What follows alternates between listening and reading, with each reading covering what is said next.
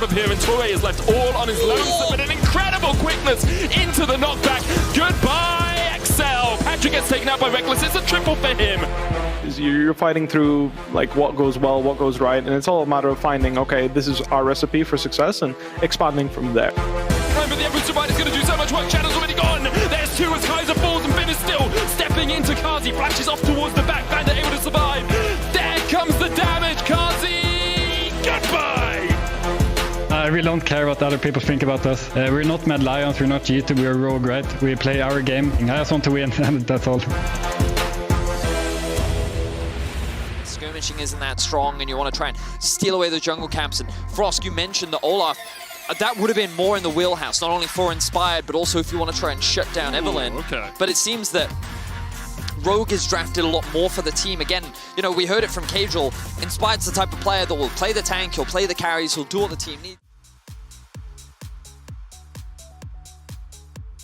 That doesn't mean he doesn't try to work with his team. It's just that if he has the choice, he's going to focus on himself rather than someone else. That ward already paying off. He's been hooked and exhausted. Has to burn the heals. That's two summoners down from the Fnatic bottom lane. They're going to try and chase onto Hun Summer. Hylissang with the flay. Hun Summer has to flash away. Here's the big thing. As an Ashe, you want to trade hyper aggressively. Down towards the bottom side and going towards his blue buff. Inspired actually pathing up towards top as the hook lands on Vander, but Vander should be fine. That's actually a really good move from Vander. Yeah, he's going to potentially lose his flash.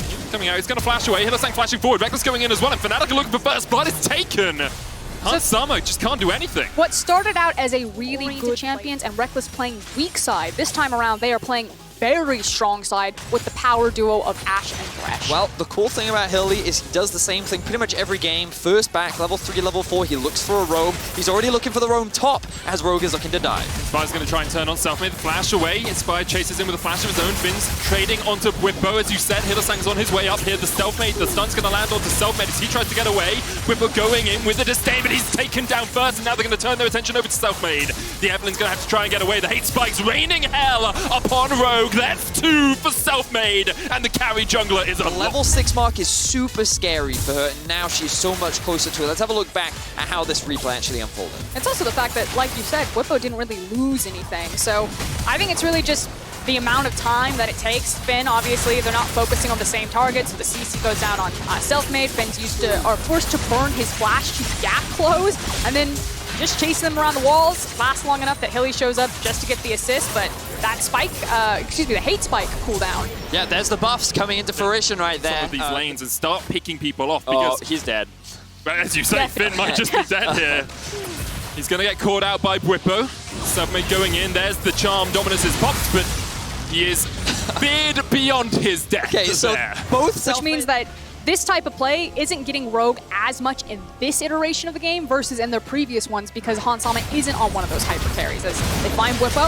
He's going to be stunned up here. The depth charge comes out as well, and I thought he was going to survive, but the Dawning Shadow says not today. Inspired gets the kill.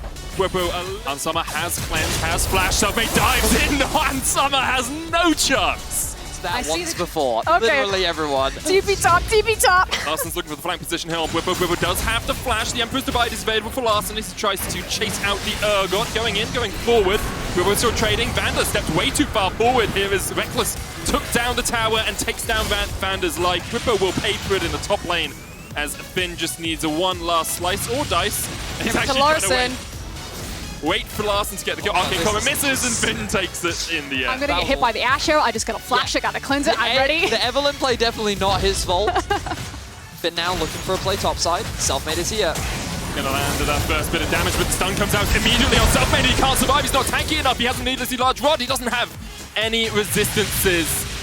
And the body, the corpse of Evelyn lies on the ground as the Fear Beyond Death comes out. Nemesis chasing up towards the top lane. Haven't really talked about the mid lane too much this game because they haven't really been involved. But here comes Nemesis. Finn gonna dice and slice his way back, but he will fall.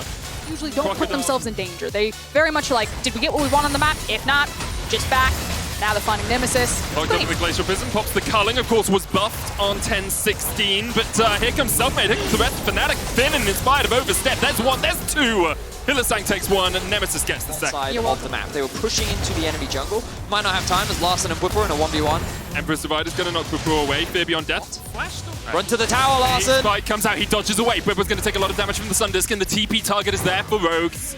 you have 3 physical damage dealers on the rest of your team. You've got an Urgot, you've got a Lucian, and an Ashe. So you can see Larson saying, well, I kind of need some armor. I kind of need some way of stopping this physical damage going through, and so he can't itemize against Selfmade. Whippo here flashes away from the Glacial Prison, and should just be able to walk back underneath his tower. The chase is still on him, actually with the hook coming out. That will be a very dead Urgot.